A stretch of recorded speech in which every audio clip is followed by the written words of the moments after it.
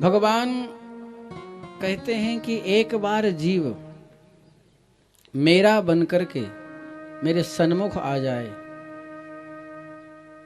तो मैं उसके जन्म जन्मांतरों के पापों को समाप्त कर देता हूं। रामायण की चौपाई आप सब लोगों को कंठस्थ है। सन्मुख होए जीव मोह जबहि, जन्म कोटि अघ नासहु तबहि। स्त्री मुख की वाणी है, ध्यान देना। भगवान के मुख की वाणी है ये कि जन्म कोटि अघ, कोटि माने एक जन्म नहीं, उसके करोड़ों जन्मों के अघ यानी पापों को मैं समाप्त कर देता हूं। लेकिन करता कब हूं? जब वो मेरे सन्मुख आता है।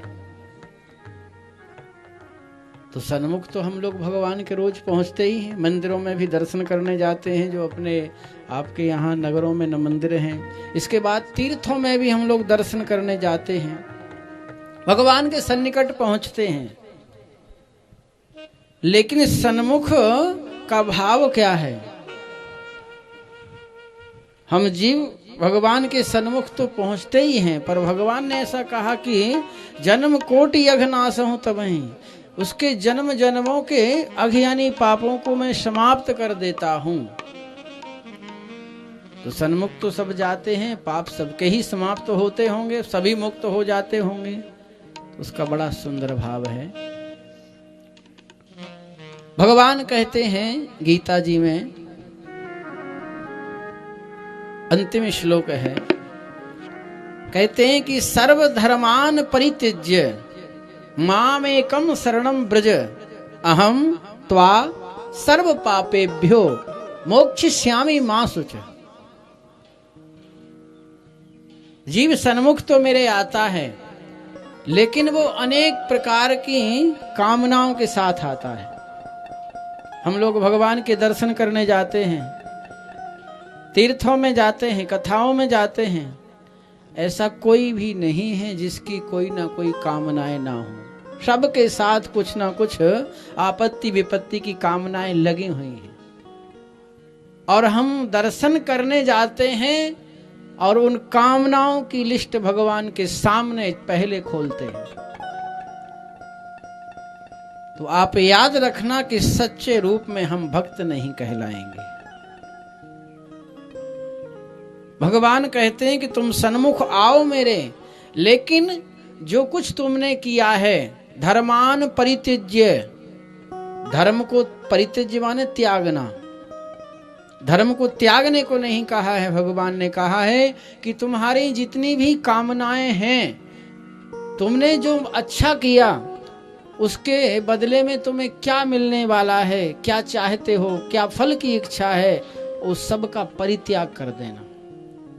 मैंने तुम्हें कर्ता बनाया है, कर्म करने वाला, तो कर्म करो और कर्म करने के बाद भगवान को समर्पित कर दो। आपने दान किया, पुण्य किया, जप तप किया, यज्ञ हवन किया, पूजा पाठ किया, वो सब भगवान को समर्पित कर दो। उसके बदले मुझे कुछ मिलेगा। पुत्र को उत्पन्न किया, पुत्र मेरी सेवा करेगा, ऐसी कामना कभी मत करना। मैंने दान किया, ये दान मुझे कुछ आगे जन्म में मिलेगा, ऐसी कामना कभी मत करना। करने का हमारा कर्म था, हमने किया, लेकिन अब फल की जो इच्छा है उसको त्याग देना। तो भगवान कहते हैं ऐसा जो जीव होता है,